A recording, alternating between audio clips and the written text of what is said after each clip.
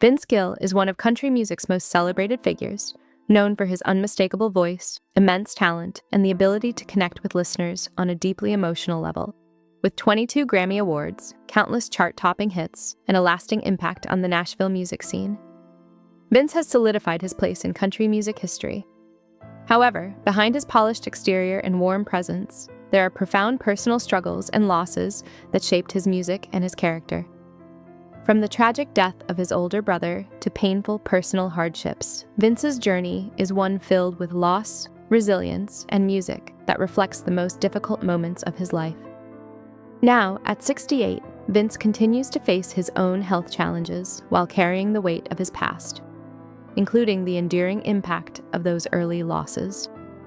Early life in Norman, Oklahoma. Born in Norman, Oklahoma in the late 1950s, Vince Gill grew up in a quiet and humble setting that didn't scream, "future legend." Instead, his early years were filled with the sounds of family music and the simple joys of small-town life. Vince's father, J. Stanley, Stan Gill, was a lawyer by profession, but at home, he was an artist at heart. After long days at the courthouse, he would relax by playing guitar and banjo, filling their home with the sounds of bluegrass and country tunes. Vince's mother, Jareen, was equally musically inclined, playing the harmonica and singing along with her husband's strumming. Vince was the youngest of 3 siblings, and from a young age he was immersed in music, a passion that would become his life's calling.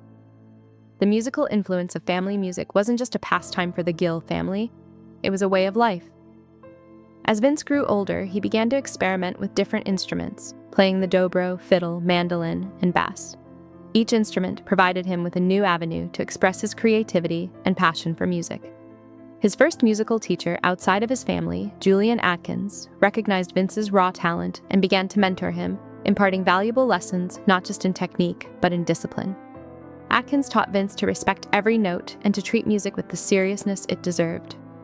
Vince's early days as a musician were marked by his commitment to mastering the craft and exploring different musical styles. Even in school, Vince carried his guitar everywhere and played for his classmates, overcoming his nerves to perform in front of others. The bond with his brother. Bob Vince's older brother, Bob Cohen, played a significant role in Vince's musical journey. Bob, who was about 12 years older than Vince, shared a special bond with him, one built on a shared love of music and an understanding of each other's innermost thoughts and fears. Bob was Vince's first true musical companion, the person who believed in him before anyone else. They spent countless hours together, singing and playing guitar, dreaming of bigger stages. Bob was the embodiment of freedom and passion in Vince's eyes, and their time together formed the foundation for Vince's musical aspirations. The bond they shared was not just about music. It was about brotherhood and mutual understanding, a connection that would be tested in the years to come. The tragic accident and loss of Bob. In 1967, when Vince was just 10 years old, tragedy struck the Gill family. Bob was involved in a severe car accident that left him with serious brain injuries. He slipped into a coma for 3 months, and the doctors weren't optimistic about his survival. Against the odds, Bob woke up, but he was never the same. He struggled with memory loss, communication difficulties, and chronic pain. The once vibrant and energetic young man had been transformed, and Vince watched this painful change unfold. The loss of Bob, though not immediate, was a gradual process that left a deep scar on Vince's heart. When Bob finally passed away in 1993 at the age of 48, the pain of his loss was still raw. Vince had lost his closest confidant, the person who had been there from the very beginning, and the grief was overwhelming. The breakthrough with Pure Prairie League. Vince's breakthrough in the music industry came in 1978 when he joined the country rock band Pure Prairie League. Initially brought in as a guitarist and backup vocalist, Vince quickly rose to prominence within the band and was made lead singer. His vocal talent was undeniable, and he became the centerpiece of the group. Pure Prairie League's album, Can't Hold Back, marked Vince's first taste of success, but it was the 1980 album Feelin' Up that truly put him on the map. The hit song, Let Me Love You Tonight, climbed to the top of the charts, solidifying Vince's place in the music industry. However, the band's internal conflicts led to its eventual dissolution, leaving Vince to once again start fresh. This experience taught him that success in the music industry could be fleeting and that the journey to stardom was far from linear. Going solo in Nashville. In the early 1980s, Vince left pure Prairie League and made the bold decision to go solo. He moved to Nashville, the heart of country music, and signed with RCA Records.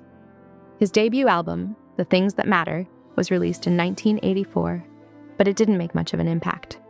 Vince continued to struggle to find his footing in the competitive world of country music, performing in small clubs and sometimes playing to sparse crowds. Despite these challenges, Vince refused to give up. He worked as a session guitarist for other artists like Roseanne Cash and Emmylou Harris, while continuing to write and record his own music. It wasn't until the release of his 1987 album, The Way Back Home, that Vince began to see some success, with the song Cinderella becoming a minor hit. However, it wasn't until later that he truly found his voice. The rise to fame and personal growth. Vince's breakthrough as a solo artist came in the 1990s when he released a string of successful albums that solidified his place in country music history. His music resonated deeply with audiences, reflecting his experiences with love, loss, and resilience. Vince's ability to write deeply emotional songs and connect with his listeners on a personal level became his trademark. Through his career, he remained grounded, never forgetting the struggles he had faced early on. Despite the fame and accolades, Vince's music continued to reflect his life's journey, one filled with both triumphs and tragedies. His songs, including Go Rest High on That Mountain, became timeless anthems for those dealing with loss, cementing Vince's legacy as one of country music's most beloved artists. The legacy of Vince Gill. Today, Vince Gill continues to be a cherished figure in country music. His music, which is deeply personal and filled with emotion, has touched the hearts of millions. As he moves into his 60s, Vince's life remains a testament to resilience, perseverance, and the healing power of music. He often speaks about his brother Bob and the impact he had on his life and career. Even in the face of health challenges and personal loss, Vince Gill remains a beloved and respected figure in the music world. His legacy is not just about his numerous awards or hit songs, but about the emotional depth and honesty that he brought to every performance. Vince's story is a reminder that behind the fame and success, there's often a deep well of personal pain that artists must navigate in order to create the music that touches our souls.